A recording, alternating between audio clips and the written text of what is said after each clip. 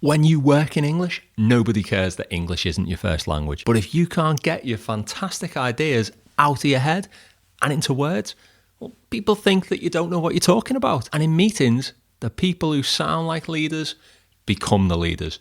So if your English makes you sound hesitant, apologetic, or unsure, we need to fix that. Let's unfuck your English. By the way, I'm John. I've been an English teacher and a senior manager in industry. Now I combine that experience in these videos. Where it goes wrong. You're losing authority because your English is fucked in 3 main areas.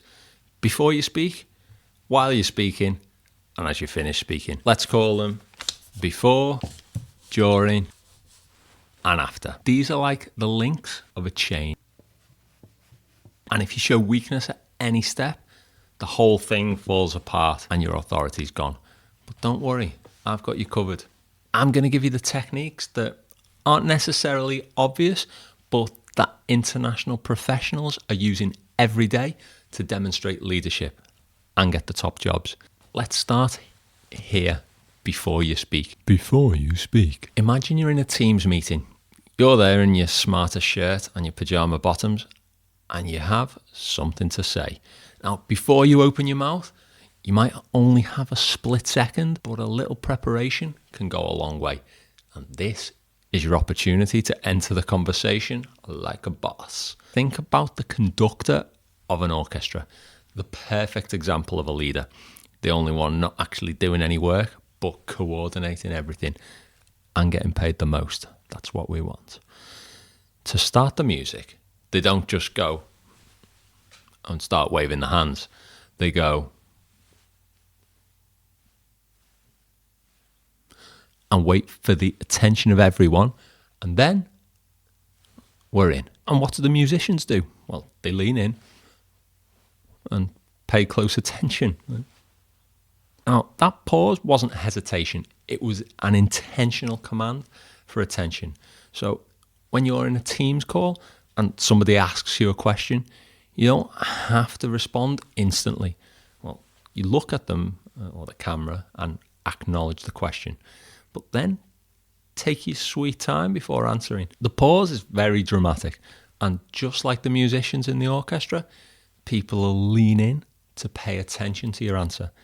See, we're not used to silence. We even call it an uncomfortable silence. So even a couple of seconds can be almost uncomfortable. And that's why it's so powerful. But the pause is just the setup. It's what you do in the pause that's even more powerful. That pause gives you time to do 2 things. 1, take a deep breath. Breathe deep into your abdomen, keeping your shoulders still. None of this. This will give you better control of your voice and remove some of that nervous energy.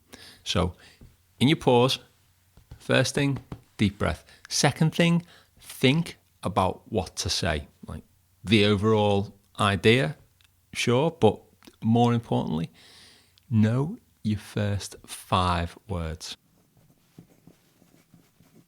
When you know your first 5 words, that prevents, well, what I was thinking is that maybe we could, weak. If you're the type of person who's overly apologetic, this is the type of phrase that weakens your assertiveness. Not really leadership material. Decide what your point is and get to it. We should sack the receptionist. I propose a strategic change. Let's double the price. Or the best move here is to tell them to go away. See what I did there? By knowing your first 5 words, you can eliminate hesitation, get rid of your and you can plan to use unapologetic language that commits you to what you want to say. I'm not saying you always have to deal in absolutes. I know life's not always so black and white, but if you have got an opinion on something, stand by it. Now, that's just the first 5 words. You have to think of the rest as you go. But a strong start makes other people take you seriously, and it gives you confidence because you've had a good start to get your amazing ideas out of your brain. Now, you're nearly ready to start speaking. Here's your final leadership power play. When you're pausing and thinking, you should actually look like you're thinking. You see, leaders have exceptional judgment, And if you do this, it demonstrates that you are carefully considering your answer, not just rushing in. And don't be afraid to exaggerate this if you're on video calls. Everything needs to be exaggerated at 120% of real life. You see, the camera eats your energy. So what do you do before you unmute? 3 things. Pause, deep breath, and know your first 5 words. Okay, so that was powerful, but what happens next is even more important. During your speaking, you've just made your strong entry with your first 5 words. Don't lose concentration here.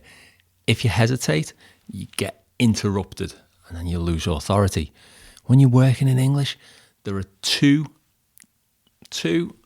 levels to speaking. The first is clarity. People simply need to understand you. If your speech is clear and easy to follow, then you're already on the same level as your native colleagues. But clarity alone doesn't make someone a leader.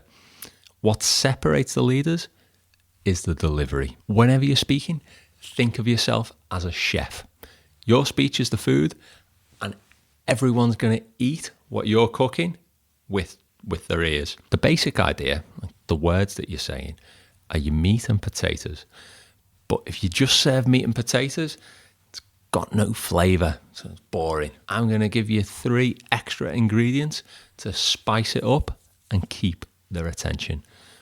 Just before we start adding ingredients though, they need to be added with confidence to be believable and give you the leadership vibes. When you work with native English speakers, that's difficult. They can speak fluently without even thinking about it. And for you, getting those ideas out of your brain takes a lot of effort. One senior manager told me, I just feel stupid in English. I wish they could all hear me in Spanish. But there are things that you can do while you're speaking to turn your perceived disadvantage into your superpower. These ingredients are the perfect example. You see, 99% of native speakers are just serving up meat and potatoes. Now, it might be native meat and potato, but it still gets boring. So if you take control of your speaking skills and you deliver with confidence and some flavour, you stop people falling asleep and stop them from interrupting you. So the first ingredient is intonation. Now, the most boring voice is monotone. That means one tone when everything just is at the same pitch. And that's what most of us more or less do. We use just a fraction of our full vocal range. Our voices can go from here to here. But we choose to just stay in the middle like this, and it can get a bit boring. When you explore your vocal range, it adds excitement and interest. Now, you should practice when nobody's listening by reading your emails like this. Dear Mr. Duggan, we regret to inform you that your application for YouTuber of the Year award has been rejected. Obviously, don't start speaking like that. That's not leadership. That's just weird. But vary your intonation. The next ingredient is volume. What? We're just going to start speaking really loud? Shit, I'll wake the baby up. Well, not necessarily. Just like the conductor of the orchestra before, if you drop your volume, then others lean in to listen. This is especially powerful if someone's getting a bit shouty.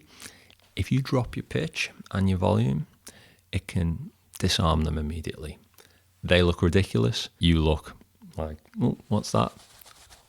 Leadership material. And the opposite's also true. If everyone's low volume, low energy, you can inject some volume and stand out. The next ingredient I want to give you is speed. Now, most people giving out advice about this type of stuff will tell you to speak more slowly so that people can understand you. Well, I'm telling you to speak as fast as you possibly can. Let me explain. I've mentioned that the main thing that you can do to level the playing field with the native speakers is clarity. If people can easily understand you, then you're not really at a disadvantage. But when you're in a high pressure situation, it's sometimes hard to get your words out. Native speakers can sound really smooth and fast. And that's because we have automation. Our mouths don't have to think about forming the sounds. So we just need to automate you. And we do that by training for top speed. Why train top speed? It's like driving at 100 miles an hour on the motorway. When you pull onto the normal roads and go down to 30, it feels really slow. Now, we train at top speed so that you have some acceleration and pace when you need to add a bit of excitement. But most importantly, normal speed feels slower and you can maintain clarity. People need to be able to understand you, but that doesn't mean you need to speak dead slow. I'm going to link my speed training video at the end that shows you exactly how to train for speed and clarity. Which brings us to the final link in the chain, the part that nobody talks about. As you finish speaking, as you finish speaking. A strong finish is key if you want to lead. You're the pilot and you've got to land the plane. When you run out of words halfway through an idea, it just, sort of, and then some other loudmouth jumps in and steals your thunder. There's a nice bonus idiom there for you. So finishing your sentence is obviously important. Should we write that down?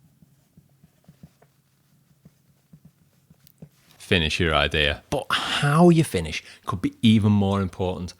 And if you don't get this right, your English will be weak and people will be walking all over you for the rest of your life. I call it the assertive drop.